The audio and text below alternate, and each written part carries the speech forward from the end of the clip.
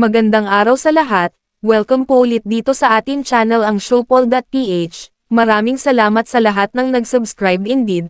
Punta tayo sa atin viral SOCMED for today, 1st of May, 2026. Butot balat na lang, mula sa official Facebook page ng News 5, published as is.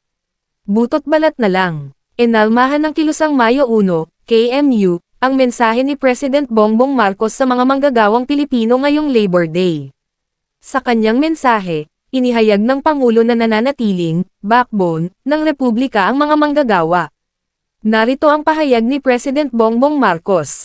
Throughout your grit and sacrifice, families find stability, and the country finds strength. You are, and will always be the backbone of our republic. Nagbigay ng salungat na pahayag ang chairperson ng Kilusang Mayo 1, KMU, na si Jerome Adonis. Sabi niya, backbone, bone na lang natira sa amin. Butot balat na lang natira sa manggagawa. At ayon sa grupong Kilusang Mayo 1, KMU, pinaparangalan sa salita pero walang makain ang tao dahil di kinikilala ang karapatan sa nakabubuhay na sahod at disenteng trabaho, saad ni KMU Chairperson Jerome Adonis.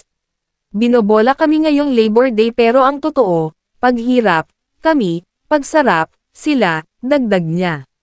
E-follow ang Facebook ng News 5, i-click ang mga link sa description box.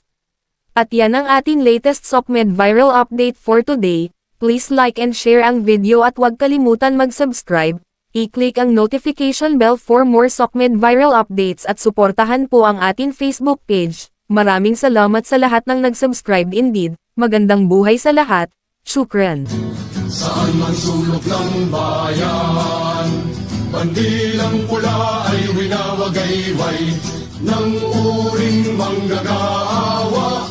Ang hukbong mapagpalaya, taglay ang diwang palaban. Handang magtanggol saan mang labanan, hanggat may uring nagsasamantala, patuloy ang ating pakikibaka. Sa Luzon, Visayas, Mindanao, dumadagundong ang mga sigaw. Sa pabrika, sa nayon at kalunsuran, Kilusang Mayo 1 ay lumalaban.